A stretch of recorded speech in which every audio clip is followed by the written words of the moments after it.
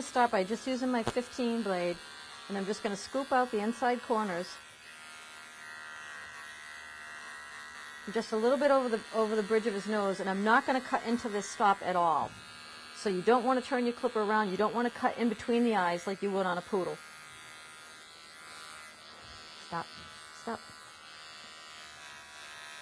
And then what I usually do is I just use the edge of my clipper, and I just kind of clean out just that little pocket on the underside of the eye. So I'm just going to kind of skim, stop, to the back corner of the eye, to the outside corner of the eye. And what that does is that kind of, it takes off the hair underneath here. It sets the eyes back into the dog's head. You don't want them to be bulging, protruding eyes. So by just cleaning out that little bit, it really kind of sets the eyes in. And Bichons, a lot of times, I call it that bad boy look because they have almost like this little bit of a, like a V. It's almost evil. Yeah, you know? It gives them just a really fresh face.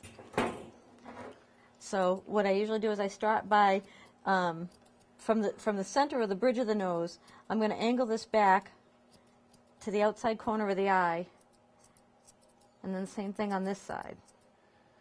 And the breed standard on this particular head calls for it to be round yet broad. So you want to make sure you don't do this when you do the dog's head, you don't make it too tight and a little bitty round circle that doesn't balance out with the rest of the dog's body, because they should have a broad head, and that's one of the main characteristics with the Bichon.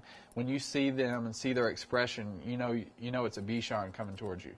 So with this guy, because he is so big in body, even though proportionally he's pretty good, we can't make this head too short because it wouldn't balance out with the rest of the body. So for him, his head's going to be a little bit fuller than we would do on a lot of the pet trims, just because we're trying to balance him out with the structure of the rest of the dog.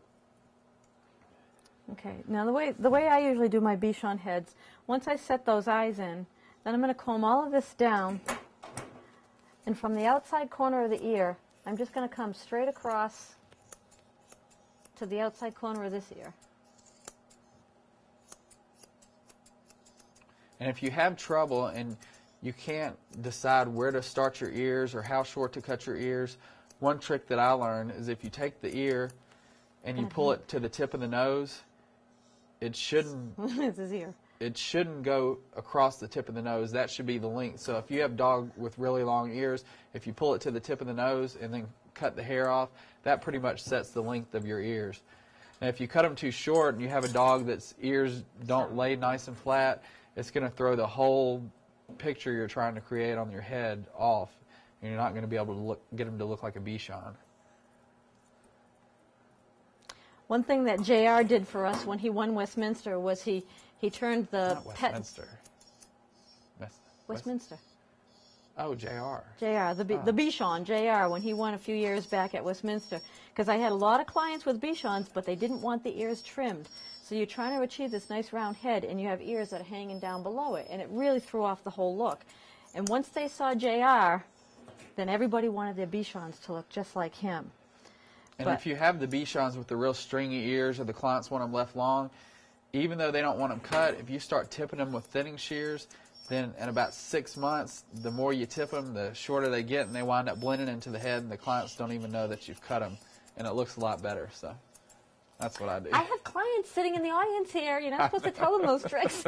But this guy's ears are right. I mean, you have some that want them left long like a poodle, and it's not correct. And then when people see that, they think, well, gosh, Sue Zecco doesn't know how to do a Bichon, so because all of our work reflects on, our reputation and our name. So we try to do them as close to the breed standards as we can. Now I want to complete this circle. So from this part that I've done right in here, from this part I'm going to come up. Most of your circle is here up on top. That's where you're going to get that nice roundness to the top of the head. So I'm just going to, and I'm using curved shears, and these just have a very slight curve, which I really like on a Bichon's head.